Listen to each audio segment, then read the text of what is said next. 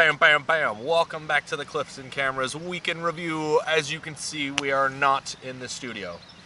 In this glorious park. We are in a park. On today's agenda, it's a very short episode because we're in Oxford and we've only got so much time left to finish filming our thoughts on the K1 Mark II.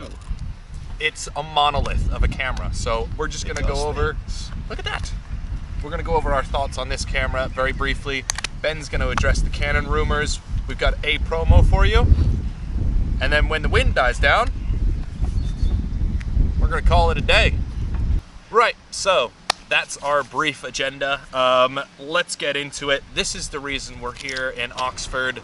The Stonehenge of cameras. Look at the size of this thing. A weighty beast. A weighty beast indeed. Andy said that you could do this with it apparently. Yep. So don't do that with any other camera except for this one. But it's got this really strange tilt screen, yeah, mechanism. Look at it. Look at it. Look. Yep. The three things that you really need to know about the K1 Mark II is that you can upgrade your K1 Mark I into the K1 Mark II for 450 quid, and you can do that up until September 30th? 30th, I think it is. Yes. September 30th. So you've got all summer to do that. This camera came out in March, the end of March this year. Retails for $1,799. It's a pretty sweet camera. 36.2 megapixel full frame, exactly the same as the old one. The major differences are the upgrade, the increased ISO value, so you can crank it up to 819,000 ISO. And it's also got dynamic pixel shift, which means you can shoot pixel shift photos, which we all know is where the sensor shifts around 4 times. It gives you more RGB channel information for each pixel, more detailed images, and 4 times the image size. So there's 4 times as much information in those, but you can shoot them handheld. Whereas on other cameras, you need to shoot them with some form of stability, like a tripod. Waiting for the lawnmower and the wind to die down. Oh man. I need to do more yoga. Ben, address these Canon rumors for us, would you? Well, 2 new 70 to 200mm lenses apparently are coming out. One of them is 100%. This is on Canon rumors, I think it was. One of them is pretty much 100% going to happen, and that's the 70 to 200mm f4 IS Mark II. And it's been 12 years since the original one. Yeah, 2006, wasn't it? Yeah, and that's a very, very popular lens among Canon users, so I'm sure a lot of people are going to be ecstatic to hear about that one. And also we've got the f2.8L IS Mark III. Shazam. Which has been 8 years since the Mark II. And again, another very popular lens. And that one's 95%.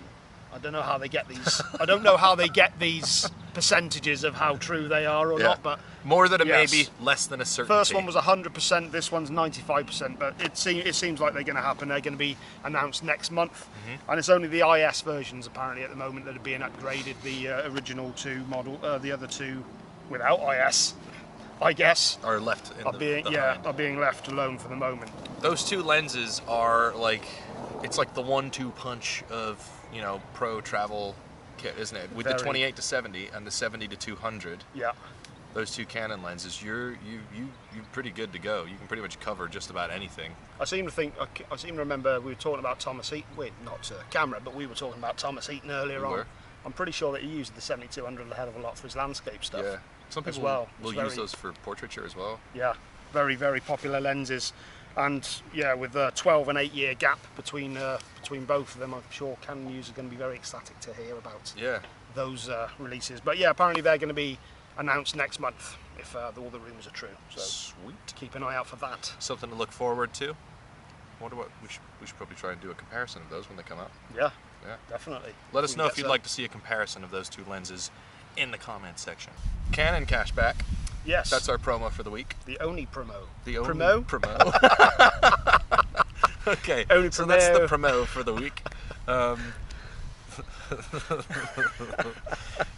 It's basically a straight £85 cashback on any of the selected Canon items, which you can see on the website. We'll add a link in the description.